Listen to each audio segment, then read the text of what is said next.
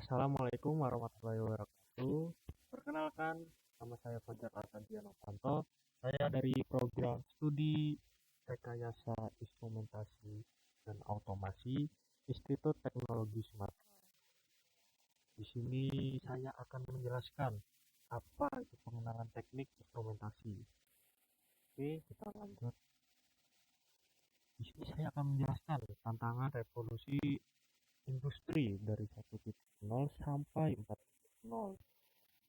Dan ini sejarah singkatnya.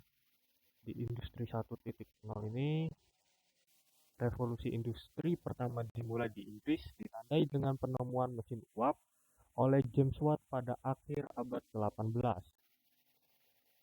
Penggantian tenaga manusia dan hewan dengan tenaga mesin untuk memproduksi barang secara massal.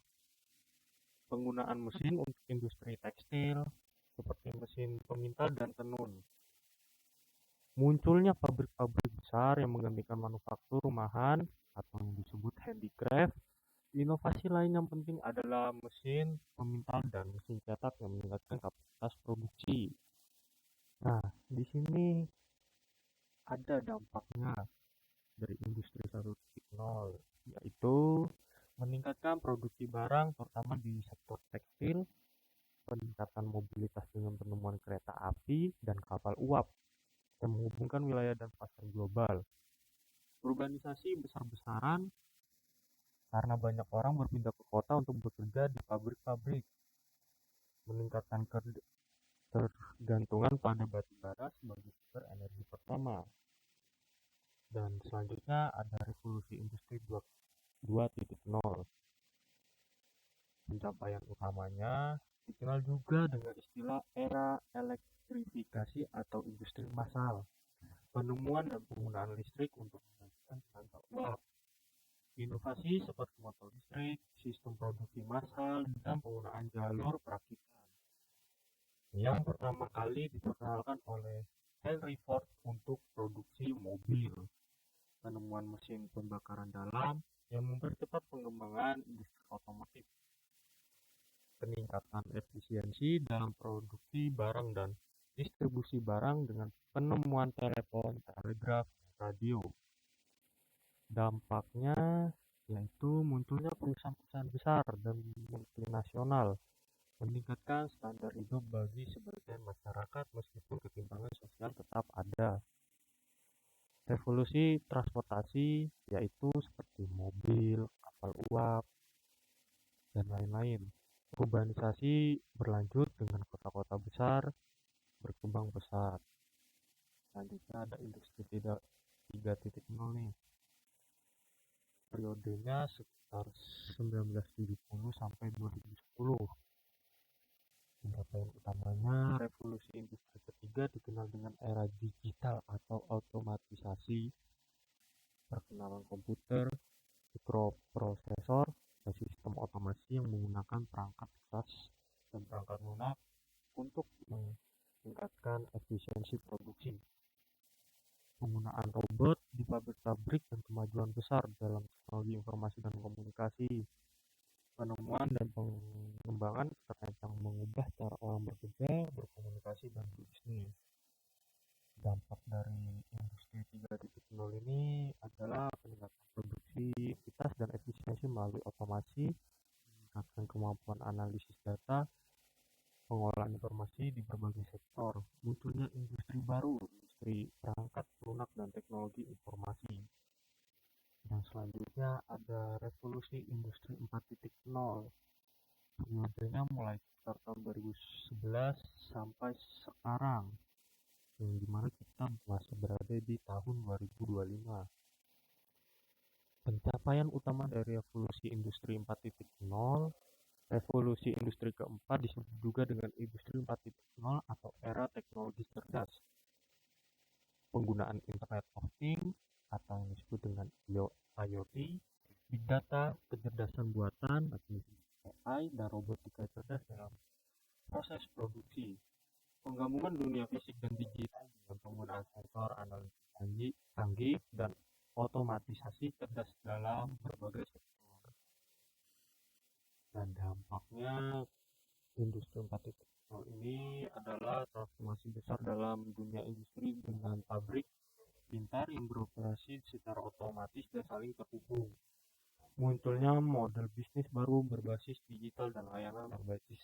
berbasis data.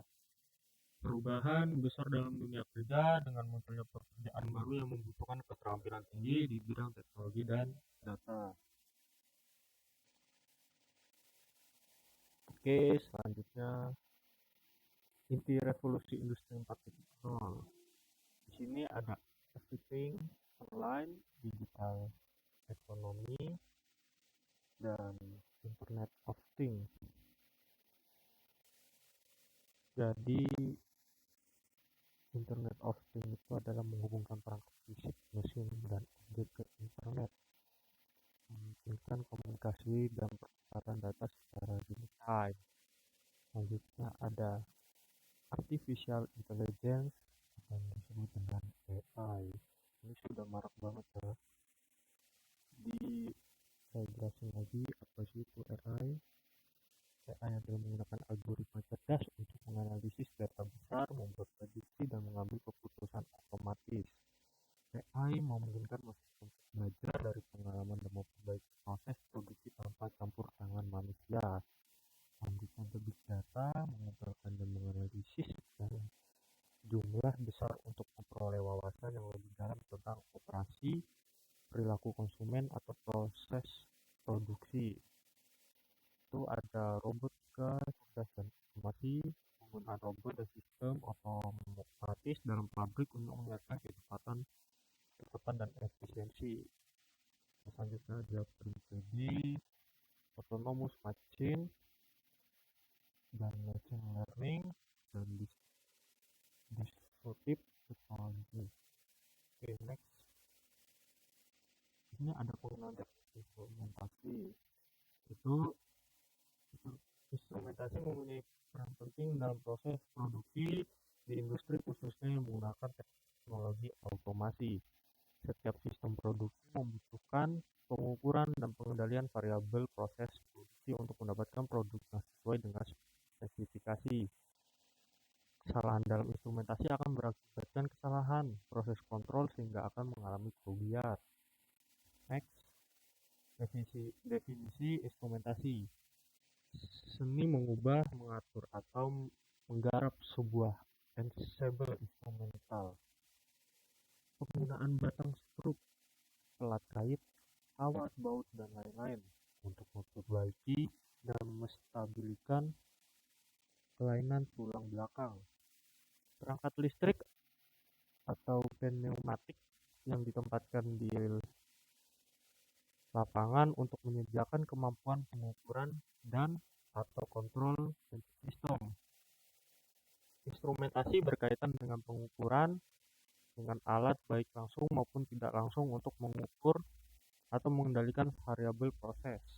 Next, fungsi instrumentasi yaitu satu sebagai alat pengukuran parameter proses, kedua sebagai alat analisis hasil pengukuran, ketiga sebagai alat kendali proses, empat sebagai alat rekam atau disebut recorder suatu proses, sebagai tool untuk melakukan analisis data tren. Next, contoh pengukurannya pertama yaitu menggunakan pengukuran temperatur, pengukuran flow, pengukuran tekanan atau yang disebut pressure, pengukuran level, pengukuran massa, pengukuran volumetrik, pengukuran pH, dan masih banyak lainnya ya. Oke, next. Alat pengukurannya itu ada alat ukur atau meteran. Terus yang kedua ada sensor, tiga ada transducer, yang keempat ada transmitter, 5 ada indikator, 6 display, 7 recorder, 8 data logger, and 9 dan data akuisisi sistem. Next, faktor penting pengukuran yaitu angka, metode, alat yang digunakan, satuan. Pengukuran angka itu dengan pengukuran yang ditunjukkan alat ukur, metode atau caranya melakukan besaran yang diukur, alat yang digunakan device untuk melakukan pengukuran.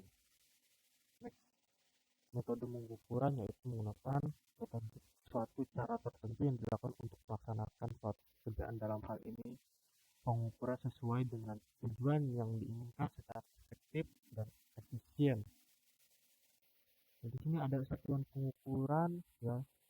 Alat ukur adalah peralatan atau device yang digunakan untuk melakukan pengukuran. Di sini ada Celsius, Fahrenheit, Reaumur, Kelvin, dan lain-lain. Ini untuk mengukur suhu. Di sini ada PSI, bar, ATM atau kilogram meter. Di sini untuk apa ya? Untuk berat mungkin ya. Terus selanjutnya ada ampere, mA, KA. Ini untuk tegangan. Tegangan itu ada di volt.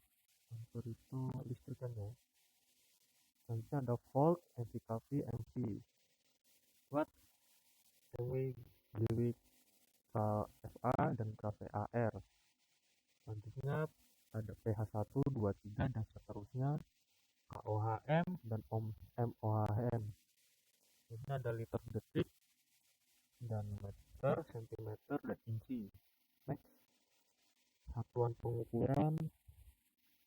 Ini ada besaran, satuan, dan simbolnya. Besaran jarak meter menggunakan simbolnya M. Massa itu berat. Jadi satuannya kilogram, simbolnya kilogram. Besaran waktu, satuannya itu detik, simbolnya S atau disebut second. Besaran itu ada arus listrik, ampere, simbolnya itu A, ampere.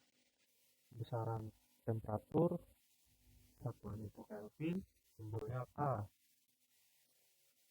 Intensitas penerangan itu ada candela, simbolnya TD.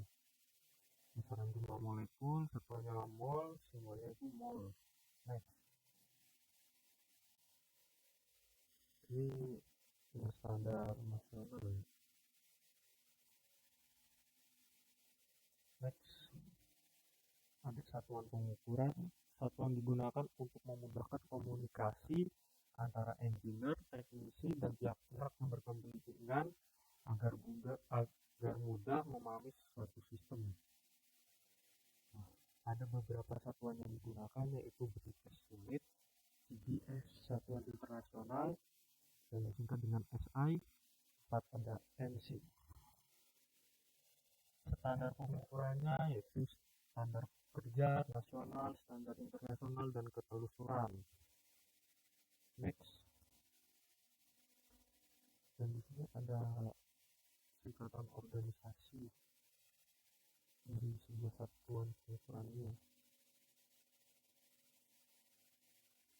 Jadi di sini ada standar nasional Amerika atau disebut dengan NCI. Di sini ada Institut Perminakan Amerika atau disingkat dengan API, dan Masyarakat Insinyur Mekanik Amerika atau disingkat ASMI, dan masih banyak lagi ya.